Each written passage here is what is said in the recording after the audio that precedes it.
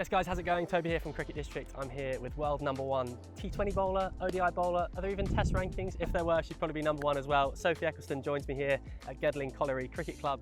The sun is setting, it's a beautiful evening here, and it's a hive of activity with girls cricket, women's softball cricket, loads going on. How good is this to see?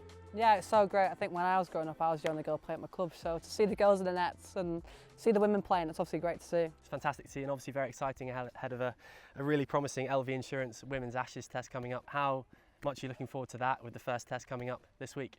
Yeah, so excited. I think it's so exciting. Every Ashes series is obviously something to look forward to, and we're looking to regain the Ashes, which is something that we hope we can do. Big events like this inspire the next generation. You've seen some of the next generation here. I've been really impressed by the way they've been going about things. Incredible seam bowling, spin bowling, and they're whacking out of the park. Pretty cool. Yeah, it's so cool. I think when I was younger, I used to play with the boys, and the girls playing together now. I think when I was younger, I was not this good, so it's actually quite scary for what's to come. And it's so great to see us, like the younger generation, playing cricket and getting into it and being really good as well, which is obviously great to see. So exciting. And you mentioned there growing up playing cricket. I'd love to know a bit about your journey. I know you've got a brother and a dad who played cricket.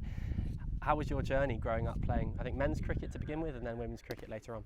Yeah, I played with my brother in the garden, and it was like World War III most of the time, and we used to fume at like us hitting the windows, and the windows was actually the slip, so when I hit the windows you were out. But yeah, and then played boys cricket and then played men's cricket and still play men's cricket now, which is obviously great. And yeah, going up to Albany a few times now, watched the women play, and yeah, obviously growing up I think I play with the boys, and obviously it's great to see now there's loads of girls that can play now and making new friends, which is great. Yeah, I was going to ask you how much things have changed. Obviously in the last 2 or 3 years things have changed rapidly. Women's cricket, the interest and the amount of people playing it is great to see. I wonder, yeah, what's changed from when you grew up to seeing a setting like this? Yeah, there was definitely no girls' leagues when I was growing up, and not many at all, maybe like 1 or 2, and now there's 4 divisions in Cheshire where I live, maybe 5, and obviously coming here today and opening a new pavilion for the girls and the women is obviously great, and it's actually something I'll take back to my cricket club saying they've got a girls and women's pavilion, why can't we? So yeah, it's great for the clubs and great for grassroots now to see this happening, and long may it continue. So good to see. On to the professional side of the game now, obviously Ashes series coming up. What are you hoping to achieve for this Ashes series? Yeah, obviously they're a great team. Obviously that's nothing to, can't beat around the bush for that. But yeah, we're definitely the underdogs going into it, and hopefully we can put a good fight against them, and hopefully we can back ourselves, and yeah, hopefully come out with the Ashes back. For anyone new to watching the women's game, a lot of our followers will be male. What should they look out for, and why should they tune into the women's Ashes? I imagine it's going to be pretty entertaining to watch.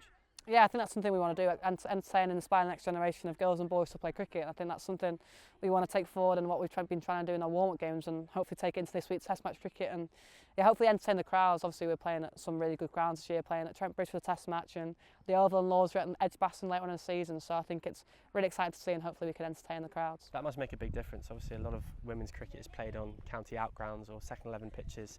Now you're finally on the big stage. How exciting is that to play in these big moments and big stages?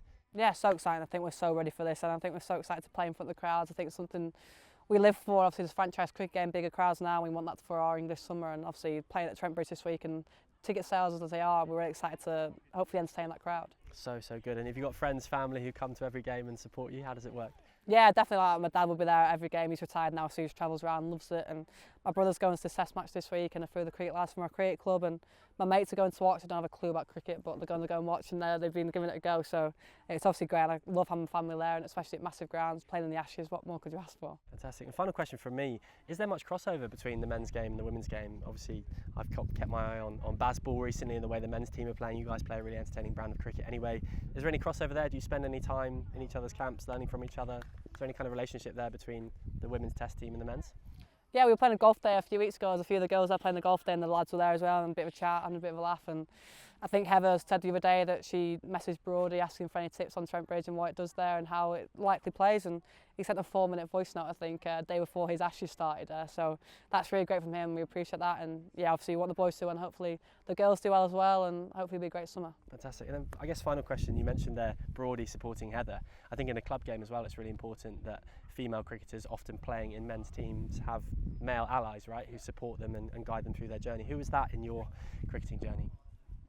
I think I used to play cricket when I was growing up for men's, and obviously it used to be, oh, the girl playing, why is there a girl playing? And now it's there, like, oh, like, girls play all the time, there's so many more girls playing. I think all the lads from my team would know how good girls can be and how good I was growing up, I'd like to say. And yeah, I think when I turned up, they knew that I was a force to be reckoned with, and girls are to be growing up. And yeah, my brother's a lot to pay for that, as he's always stood in my corner for me. Fantastic. You mentioned force to be reckoned with there.